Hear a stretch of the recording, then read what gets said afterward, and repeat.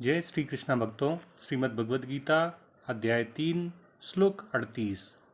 धूमेनाव्रियते वह्निः यथादर्शो मलेन च यथोल्बेनावृतो गर्भः तथा तेनेदमावृतम्।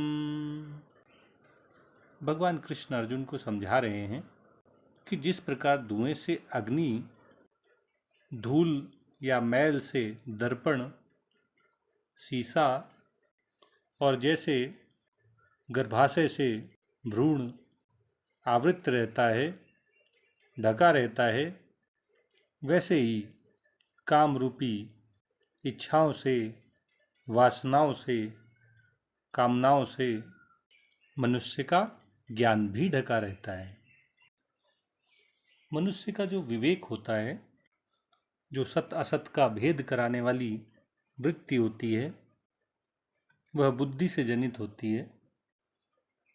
और बुद्धि 3 प्रकार की होती है: सात्विक बुद्धि, राजसी बुद्धि और तामसिक बुद्धि। सात्विक बुद्धि से युक्त मनुष्य के भीतर जब कामनाएं, इच्छाएं पैदा होती हैं, तो वे उसके ज्ञान को ऐसे ही ढक लेती हैं जैसे धुआं अग्नि को ढक लेता है।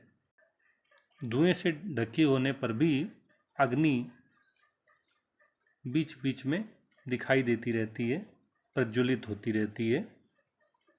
ऐसे ही सात्विक बुद्धि वाले व्यक्ति का ज्ञान, उसका विवेक कर्तव्य और अकर्तव्य का भेद बताता रहता है। बीच बीच में उसे अपना कर्तव्य बोध होता रहता है। और ऐसे व्यक्ति का इस कामना, वासना रूपी काम से बाहर आना आसान होता है। जैसे हवा का एक झोंका ही धुएं को बहा कर ले जाता है और अग्नि प्रज्वलित हो उठती है, ऐसे ही सत्संगति में आने पर, भगवान की भक्ति में लग जाने पर सात्विक बुद्धि वाले मनुष्य का विवेक जागृत हो जाता है। काम रूपी उसका धुआं हट जाता है।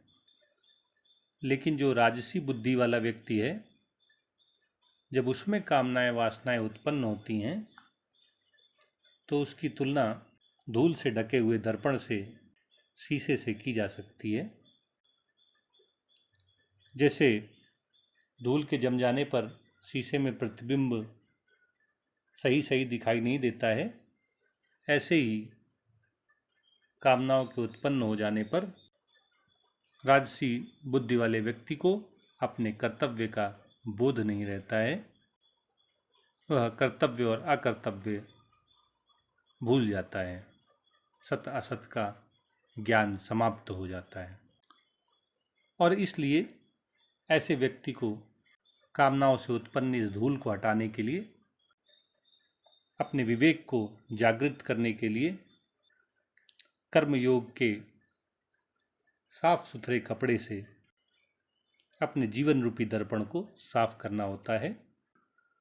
निष्काम भाव से, निस्वार्थ भाव से प्राणियों की सेवा करके उसका विवेक पुनर्जागृत हो सकता है। लेकिन जो व्यक्ति तामसिक बुद्धि से युक्त हैं, उनको कर्तव्य अकर्तव्य लगता है और अकर्तव्य कर्तव्य लगता है। वो उल्टी ही दिशा में चलते हुए दिखाई देते हैं। और इसलिए उनकी तुलना माँ के पेट में पल रहे शिशु से की जा सकती है, जो गर्भाशय से ढका रहता है। इस तरह उनका विवेक भी असहाय अवस्था में रहता है, उनका ज्ञान पूरी तरह ढका रहता है। और ऐसे तामसिक बुद्धि वाले व्यक्ति अगर भगवत भक्तों की शरण में आ जाते हैं, भगवान की भक्ति करते हैं, निष्काम भाव से कर्म करते हैं, तो बहुत मेहनत करने पर, भगवान की कृपा होने पर उनका ज्ञान भी पुनर्जागृत हो जाता है। उनका विवेक भी कामनाओं के जाल से छूट जाता है।